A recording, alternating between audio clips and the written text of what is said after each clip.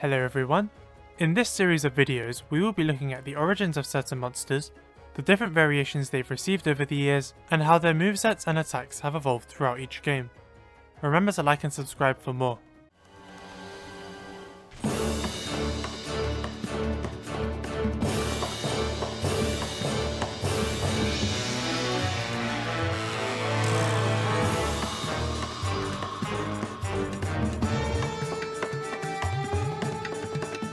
Diablos is a flying wyvern from the very first Monster Hunter game. His main characteristics are his two large horns and his large, club-like tail. Diablos' main form of attack is charging, where he attempts to impale you with his horns. He can also swing his tail, either to his side or behind him, and can perform a hip check. Diablos rarely flies, instead he uses his wings to dig into the ground, where he will then attempt to attack you from below. In Monster Hunter G, he gains a subspecies, the Black Diablos. The main and from what I can tell only difference is that Black Diablos is slightly faster.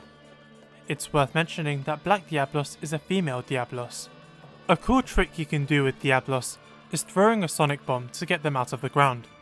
From there, you can get some free attacks, although it doesn't work when they're enraged.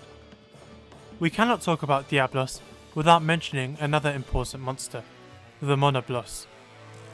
Monoblos is a flying wyvern very similar to Diablos. The main difference is being a large singular horn rather than two, and a spiky, mace-like tail.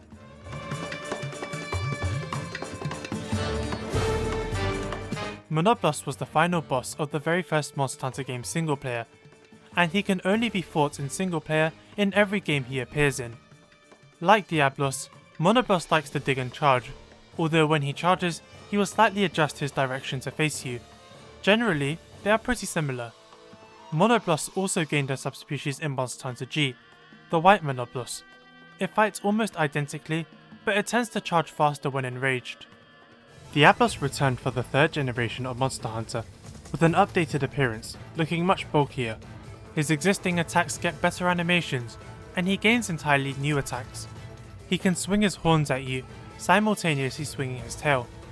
Getting hit by either does heavy damage, and he will often do it twice in quick succession. He can also catapult himself out of the ground after digging. In Portable Third, he gains a new attack where he performs an uppercut with his horns. Black Diablos also returned for Portable Third. She fights pretty much identically, but has a higher chance of catapulting herself out from the ground. When enraged, her attacks become much faster than normal. Both of them appear in 3 Ultimate as well. For the first time ever, Diablos is absent from a Monster Hunter game with the release of Monster Hunter 4, due to the absence of a desert map. However, he returns for the expansion. In Monster Hunter 4 Ultimate, Diablos is exclusive to G rank. He can no longer perform the horn uppercut or catapult attack from the 3rd generation, but he gains the ability to charge immediately after resurfacing from the ground. The reason he cannot perform some of his old attacks is because they are now exclusive to Black Diablos, in order to distinguish the two much better. Black Diablos is also exclusive to G rank, and a new addition she received is the ability to turn around charge after a catapult. Fightable in single player once again, Monoblos makes his return. His design has been updated similarly to Diablos', where he looks much more bulky. Monoblos gains the ability to perform 2 horn uppercuts in quick succession, one after the other. White Monoblos also makes his return, also single player only. He receives the same changes as Monoblos, but he can perform faster uppercuts that are aimed, can chain charges together, and can perform a special charge attack where he places his wings on the ground before rapidly taking off. White Monoblos is G rank only, and after you beat his introduction quest, he can only be fought randomly on expeditions. Diablos can overcome Gormagala's virus and enter the Apex state, becoming Apex Diablos. When this happens, he gains both White Monoblos' uppercuts and Black Diablos' catapult attacks. Diablos skipped generations, which is weird because this game actually has a desert map, but he returned in Generations Ultimate. In this game, he gets back the attacks he lost in 4 Ultimate. Both Monoblos variations and Black Diablos are absent from this game. He does have a new variation however, the deviant Bloodbath Diablos. Bloodbath is the second flagship monster of Generations Ultimate. He is a Diablos that survived the battle against hunters and became wounded. His horn was shattered and regrew messed up. His tail has also regrown awkwardly, and he is stained blue from the blood of the many foes he has slaughtered over the years. Bloodbath has his own exclusive theme, which makes him the first Diablos variation in the series to ever have one. He has several new attacks. He can twist around and slam his tail in front of him, launching rocks into the air. Arguably his most infamous attack is a new combo he has where he roars. After roaring, he immediately turns to face a random hunter before charging at them. If you are stunned by the roar, there is a high chance of you being hit by the attack. On higher level deviant quests, this is pretty much a death sentence. Bloodbath cannot enrage until he reaches a certain health threshold. When he does, veins on his body start subtly glowing, and his attacks overall become faster, and he gains entirely new ones. He has a new attack where he can interrupt his charge to stop and stab you with his horns. Remember how I mentioned Bloodbath's backstory is that he survived a battle with hunters? Well, he actually learned from them too.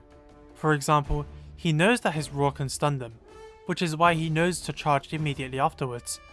This fake out charge is because he knows hunters will try and dodge or counter his charge preemptively. By stopping and stabbing, he can bypass their maneuvers and take them down anyway. Bloodbath will begin using a new dig attack where he charges before twisting into the ground, knocking you back. He resurfaces by catapulting. He can also swing his horns low, digging them into the ground.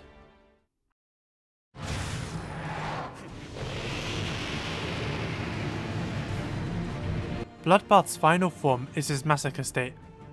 When he enters a lower health threshold, his veins glow brightly, the music changes, and the fight becomes much more intense.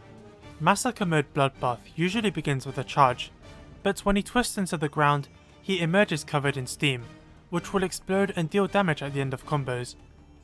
This is because Bloodbath's rage has become so intense that the dried blood is now evaporating from his body due to all the heat. Bloodbath will only use steam in certain charge combos, and upon unleashing it, he stalls for a bit to recover. He can now use his horn stabs independently and combo them into other attacks. His raw charge combo will now have him turn around into another charge, so good luck to whoever barely avoided the first one. In general, Bloodbath's attacks have much less downtime between them, so you have to stay extra vigilant to dodge them all.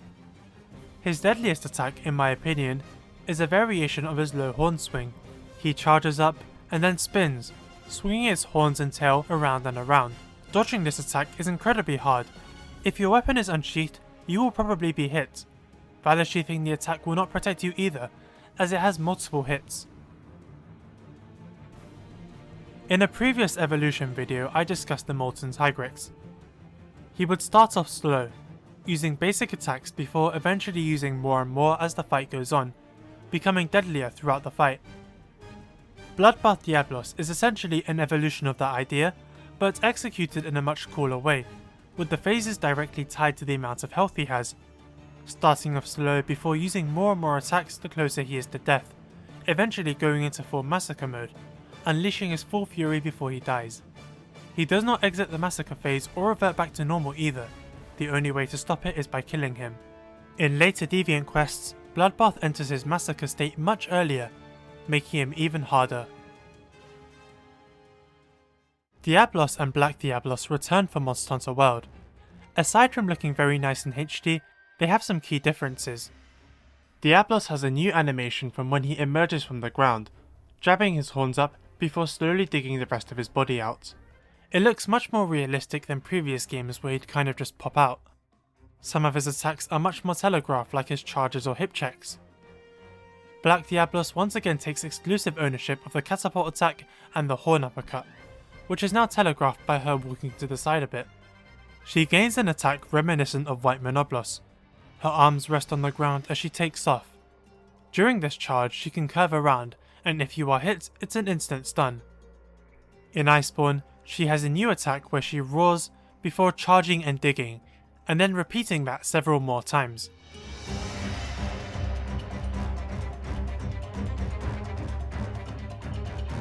Diablos returns for Monster Hunter Rise without Black.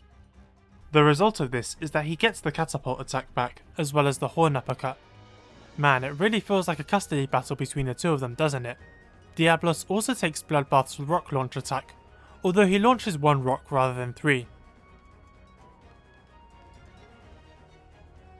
In this game, Diablos has a new variation, the Apex Diablos.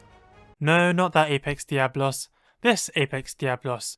Apex Diablos is a Diablos who survived the storms of Wind Serpent Ibushi and became stronger as a result. He is covered in scars and is a much darker colour. When he performs the rock launch attack, he launches 3 rocks like Bloodbath. He can perform a low horn swing, like Bloodbath. He can perform horn stabs, like Bloodbath. He can perform a twisting dig, like Bloodbath. He can roar into a charge. Okay, this is literally just Bloodbath. The best way to describe Apex Diablos is high rank Bloodbath without many of the things that make Bloodbath cool. The cool design, the cool backstory, the music, none of it is here. Apex Diablos is pretty much just a watered down version. He has most of other Bloodbath attacks too. He can perform the spin attack, the steam explosion, and he also has an enhanced rage state, although it's not tied to health thresholds anymore. He has a new attack similar to White Monoblos where he rests his wings, roars and takes off, turning around with other charges before ending with a spin attack.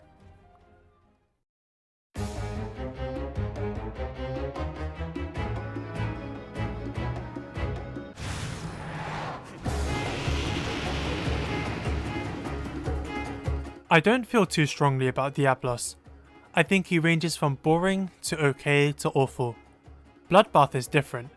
He hits incredibly hard, but his moveset variety and a dynamic fight keep him fresh, and it results in one of the coolest fights in the entire series. This makes Apex Diablos incredibly disappointing.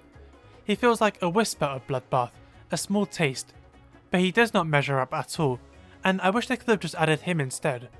Apex doesn't have the cool design, the music. In a lot of my Generation's Ultimate footage, I used Bloodbath's armor. He is the only deviant I grinded to completion, I enjoyed him that much. Apex Diablos has no gear to craft, which makes him even more of a slap in the face.